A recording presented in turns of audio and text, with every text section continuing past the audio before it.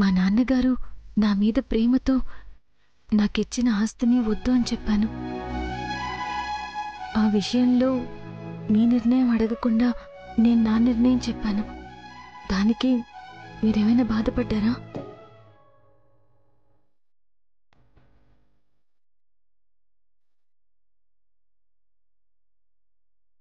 నువ్వు చేసిన పనికి నీ మీదున్న గౌరవం ఇంకా పెరిగిందమ్మా.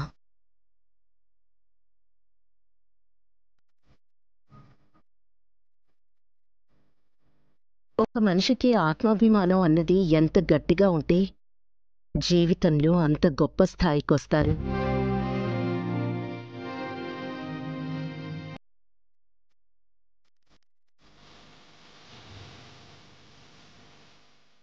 నువ్వొకవేళ ఆస్తిని తీసుకుని ఉంటే కొందరు అనుకుంటున్నట్టుగా డబ్బు కోసం ఈ పెళ్లి చేసుకున్నావన్న మాటలు నిజమయ్యేవేమో.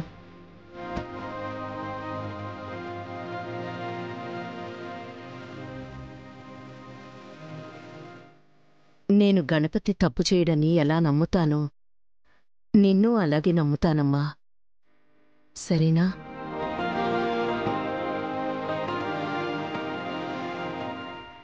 ఇప్పుడు నా మనసు కుదుటపడింది అత్తయ్య.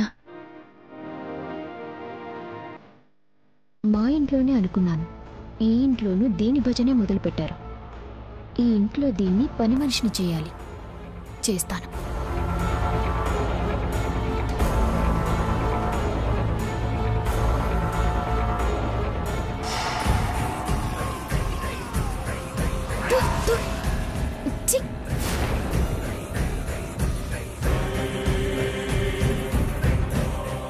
ఏంటి కూరలు ఇలా ఉన్నాయి? ఎవరు చేశారు? మనిషిని వాళ్ళు ఎవరైనా తింటారు అసలు?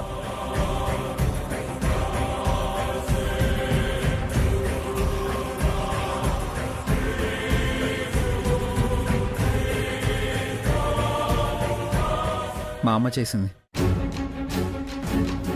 మా అమ్మ చేతి వంట బాగుంటుందని అందరూ అంటారు. మేమందరం తింటున్నాం, మాకు బానే ఉంది. అంటే నేను కావాలని బాలేవంటున్నానా? ఏమండి, మీకు నచ్చాయా? అది ఇంతకు ముందున్నట్టయితే లేవమ్మా.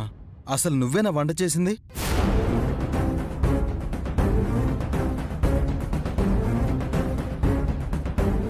అన్నయ్య, వదిన, మీరు చెప్పండి.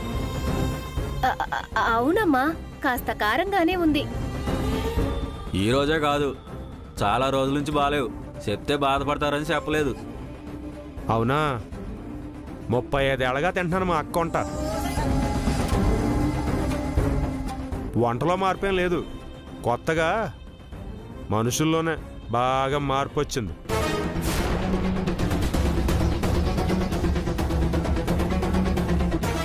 నిజమే మావయ్య. అత్తయ్య గారి వంటలు మీ అందరికీ నచ్చొచ్చు, కానీ నాకు నచ్చలేదు. రోజు ఇవి తినటం నా వల్ల కాదు. అందుకే నా కోసం నేను వంట మనిషిని పెట్టుకుందామని అనుకుంటున్నాను.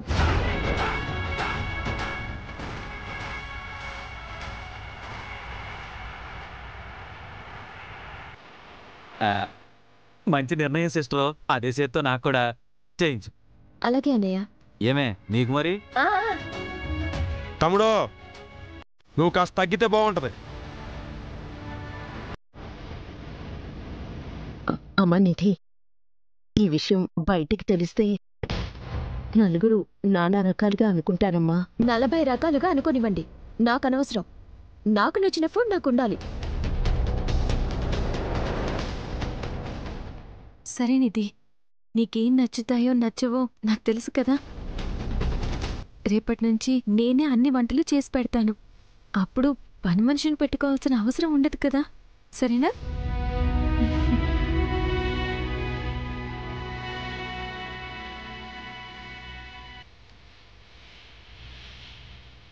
ఈ మాట కోసమే ఇదంతా చేశానే. నిన్ను పని మనిషిని చేయాలనుకున్నాను, చేశాను. చెల్లెలంటే ఎంత ప్రేమ! చెల్లెల కోసం పని మనిషిలా మారుతున్నావు విద్యా. గ్రేట్. అయిన వాళ్ళ కోసం ఎంగిలాకులు ఎత్తినా తప్పేం కాదన్నయ్య గారు.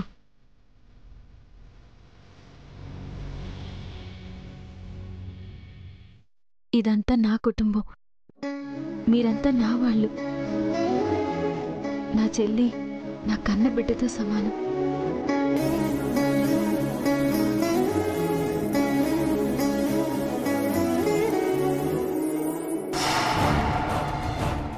అబ్బబ్బబ్బబ్బబ్బ, కపట ప్రేమని భలే నటిస్తావక్క నువ్వు. ముందుంది ముసళ్ళ పండుగ.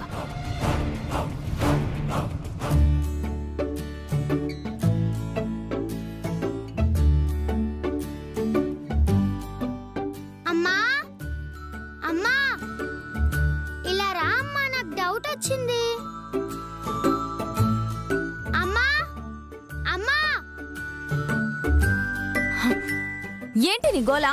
అసలే ఇంట్లో పనులతో చేస్తుంటే నువ్వేం పనులు చేస్తున్నావమ్మా? ప్రతిదానికి పని వాళ్ళని పెట్టుకున్నావుగా, ఒక్క వంటకి తప్ప. అదే విద్యుత్తుండుంటే అన్ని పనులు ఒక్కతే చేసేది. ఆపుతావా విద్య భజన? అతి మాటలు తగ్గించి నీ పన్ను చూసుకో. ఏంటమ్మా లక్కీ మీద అరుస్తున్నావు? అదేంటో నేనేం మాట్లాడినా అరిచినట్టే ఉంటుంది అందరికి. అమ్మ పద్మ, బీపీ టాబ్లెట్ తీసుకురా. ఎక్కడ పెట్టారో నాకేం తెలుస్తుంది? నా గదిలోనే ఉంటుంది, చూడమ్మా. సర్లేండి, తెస్తాను.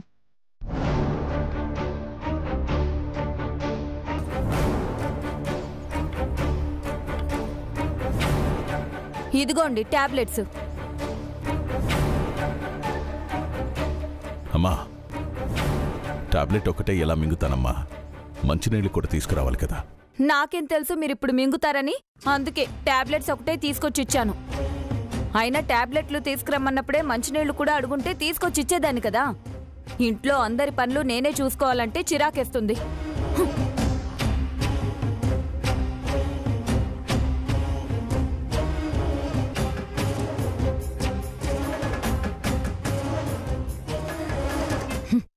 నీళ్లు.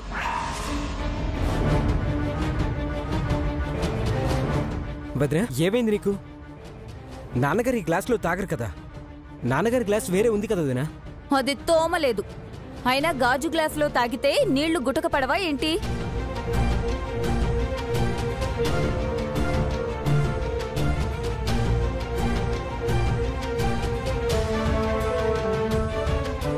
ఏమైంది? ఎందుకు అందరూ అదోలా ఉన్నారు? ఈ రోజు అమ్మ లేచిన టైం బాగుంది నానా.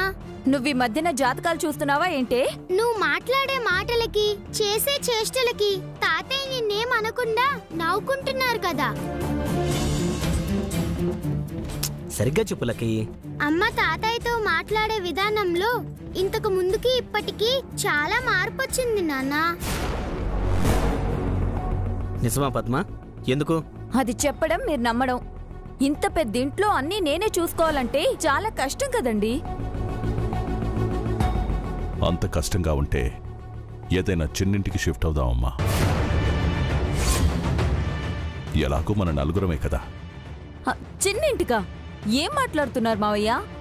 బంగారం లాంటి ఇల్లు వదిలేసి అద్దెంటికి వెళ్దామని అంటున్నారు. చూసే జనాలు మనల్ని చూసి నవ్వుకుంటారు మావయ్య. జీవితంలో అన్నీ రుచి చూడాల్సిందేనమ్మా. విద్య ఉన్నప్పుడు అన్ని పనులు నేనే చేస్తా అని అడిగేదానివి. మరిప్పుడేమైంది?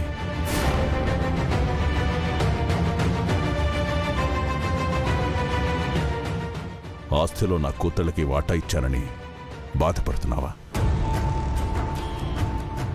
నేనింకా ఇచ్చింది ఒక్క కూతురికేనమ్మా. ఇంకో కూతురు తీసుకోలేదు. అది కూడా ఇచ్చేసుంటే ఇంక నీ మర్యాదలు ఎలా ఉండేవో ఏమో. అది కాదు మావయ్య. సంతోషం అమ్మా. ఇక మావయ్య అని కూడా పిలవు అనుకున్నాను, పిలిచావు. మరడి, ఆస్తి అనేది ఒకరోజు ఉంటుంది, ఒకరోజు పోతుంది. కానీ మనిషి అనేవాడు మారకూడదు. ఈ విషయం మీ ఆవిడికి అర్థమయ్యేలా చెప్పు.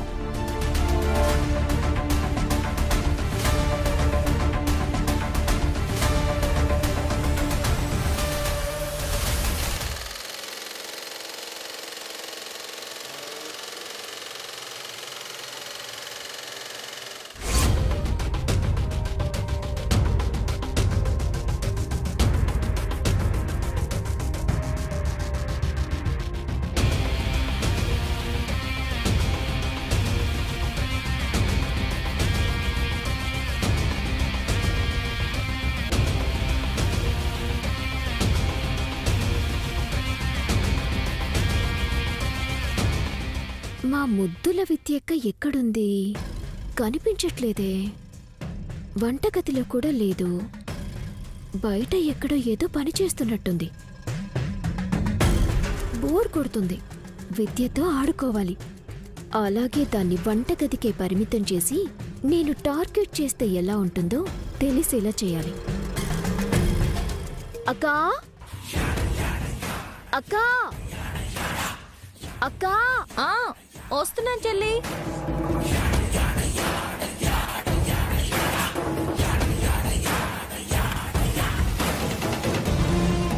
ఏంటి చెల్లి పిలిచావు? అక్క కొంచెం వాటర్ తీసుకురావా? సరే. తను బయట పని చేసుకుంటుంది, నువ్వు ఖాళీగా కూర్చొని గేమ్ ఆడుకుంటున్నావు. వెళ్ళి తీసుకొని తాగొచ్చు కదా. మధ్యలో గేమ్ ఆపితే ఓడిపోతాను బావా, అందుకే. నిధి, మంచినీళ్ళు తీసుకో. ఇది మరీ టూ మచ్గా లేదు? ఇప్పుడేమైందిలేండి. నువ్వు వెనకేసుకురావడానికి నిధి ఇంకా చిన్నపిల్లేం కాదు విద్య, పెళ్లి కూడా అయిపోయింది. నువ్వు ఇంకా ఇలాగే గారాబం చేస్తుండు, ఏదో ఒక రోజు నువ్వే బాధపడాల్సి వస్తుంది.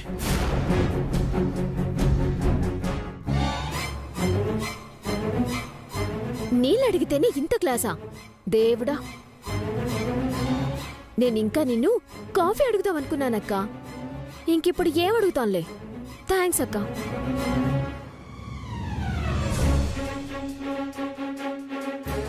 బావేదో సరదాగా అన్నారులే. నీకేం కావాలో అడుగు, చేసి పెడతాను. మధ్యాహ్నం కూడా చెప్పింది కదా నిధి. అక్క 2 కాఫీ, నాకు మా ఆయనకి. సరే. అమ్మా విద్య, ఏంటత్తయ్యా? నువ్వు వెళ్ళి నీ పని చూసుకో, నేను కాఫీ పెడతానులే. అత్తయ్య గారు, అక్కనే పెట్టనివ్వండి. నేను కాఫీ బానే పెడతానమ్మా. ఈరోజు వంటలు కూడా ఈ ఇంట్లో అందరికీ నచ్చాయి, నాకు తప్ప. అలాగే ఈ కాఫీ కూడా నచ్చలేదని నేనంటే మీరు ఫీల్ అవుతారు. మీరు ఫీల్ అయితే మా మనసుకి బాధ అనిపిస్తుంది. అందరూ నా వల్లే అని నన్ను తిడతారు. అవసరమా చెప్పండి? నేను పెడతానులే అత్తయ్య.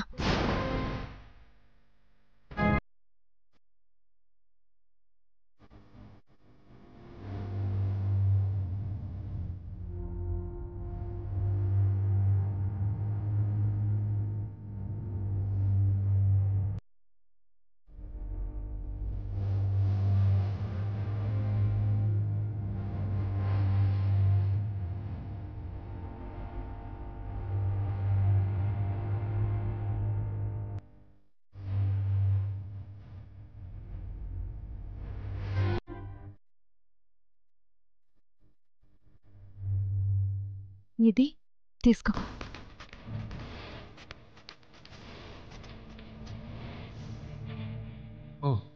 Thank you.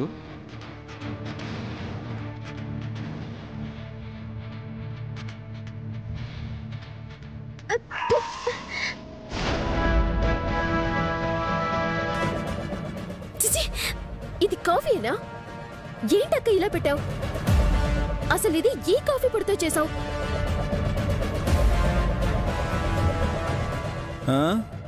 మనుషులు తాగే కాఫీ పొడితోనే. అంటే నిధికి నచ్చలేదు కాబట్టి నిధి మనిషి కాదంటావా? అన్నీ అనలేదే.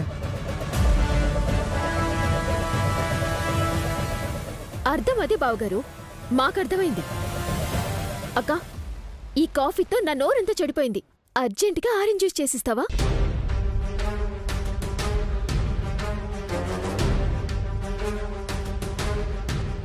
నిధి, నీకేం కావాలో ఒకేసారి చెప్పమ్మా. ప్రతిసారి ఒక్కొక్కటి చెప్తుంటే నేను వేరే పని చేసుకోలేకపోతున్నాను. ఒక్క పూట కూడా కాలేదక్క. నాకేం కావాలో నువ్వు చేసి పెడతాను అని ఇంతలోనే ఇలా అంటున్నావు. అందుకే నేననింది పని మనిషిని పెట్టుకుందా అని. డబ్బుల గురించి మీరు ఆలోచించకండి అత్తయ్య, నేను పే చేస్తాను. డబ్బుల గురించి కాదమ్మా, మన వాళ్ళకి మన చేత్తో చేసి పెడితేనే బాగుంటుంది. అంతేకాక మన పని మనం చేసుకుంటేనే ఆరోగ్యంగా కూడా ఉంటాం. మీరు చెప్పిందే నిజమనుకుందాం అత్తయ్య. ఇంట్లో పనులన్నీ మీరే చేస్తారుగా. పైగా ఈ పాతకాలం కుట్టు మిషన్ కూడా తొక్కుతారు. కానీ మీరు ఆరోగ్యంగా లేరు కదా.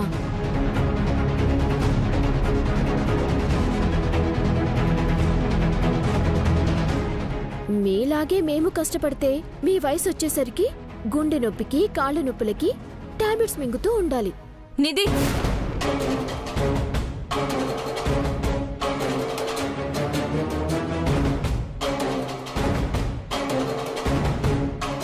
ఏంటా మాటలు? నేనన్న దాంట్లో తప్పే ఉందక్క. Just example చెప్పానంతే. నిధి,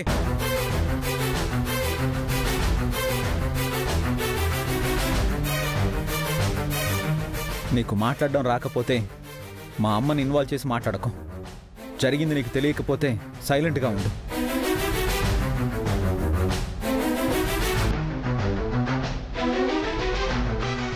మా అమ్మ గుండెపోటు వెనుక పెద్ద గాయం ఉంది. మమ్మల్ని పెంచి పెద్దవాళ్ళని చేయడానికి ఈ కుట్టు మిషనే సాయపడింది.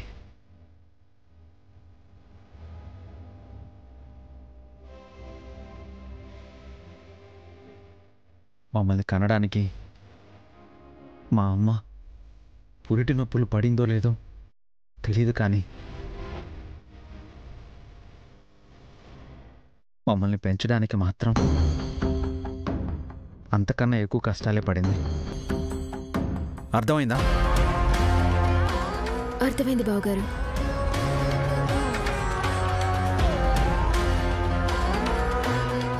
అక్క, నాకు పిజ్జా చేసి పెట్టవా?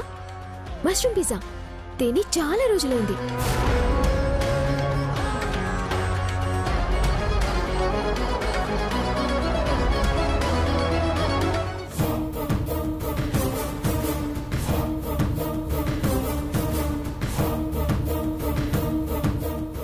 సరే చెల్లి.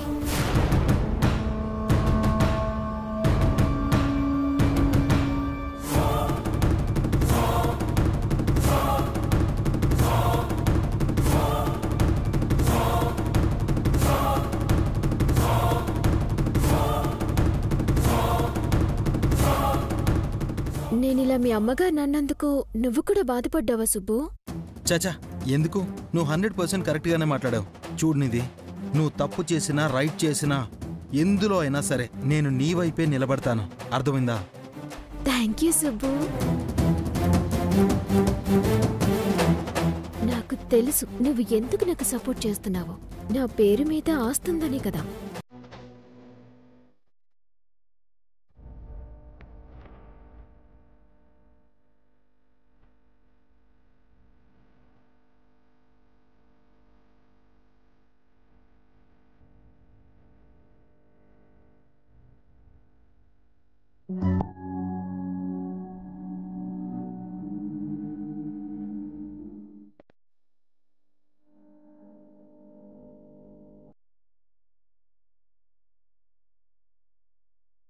ఒకే తల్లి కడుపును పుట్టినా నీకు నిధికి చాలా తేడా ఉందమ్మా. నీ గుణం ఎవ్వరికీ రాదు. నేను సాయం చేస్తానుండు. అయ్యో పర్వాలేదత్తయ్య. కూతురు ఒక్కతే కష్టపడుతుంటే అమ్మ చూస్తూ ఉంటుందా చెప్పు? నీకు అత్తలేదు, నాకైనా అత్తుంటుందంటావా? నువ్వు ఎంత అమాయకంగా అడిగినా మనస్ఫూర్తిగా చెప్తున్నాను. నువ్వు పెద్దయ్యాక నీకు పెళ్ళవుతుంది కదా, అప్పుడు అమ్మలాంటి అత్త నీకొస్తుంది.